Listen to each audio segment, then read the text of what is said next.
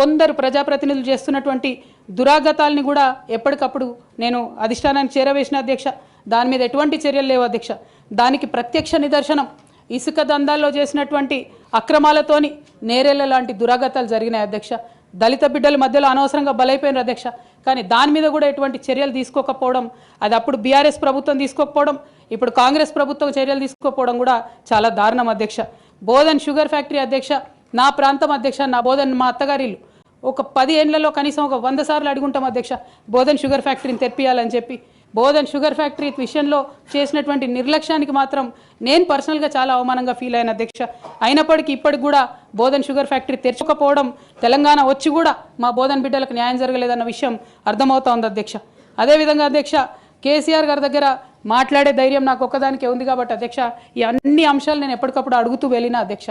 సరే, పర్సనల్గా వారు నాకు తండ్రి, పార్టీ అధ్యక్షులు, ఒక 2 విషయాలు చేసినా ఒక 2 విషయాలు చేయకపోయినా నడుస్తుంటుంది పార్టీ అన్నప్పుడు. ఇంత పెద్ద వ్యవస్థ ఉంటే అనుకోవచ్చు అధ్యక్ష. కానీ కింద ఉండేటటువంటి అనేక వ్యక్తులు కంటిన్యూస్గా దురాకతలు చేస్తుంటే కూడా మరి చూసుకోకపోతే కరెక్ట్ కాదు అధ్యక్ష.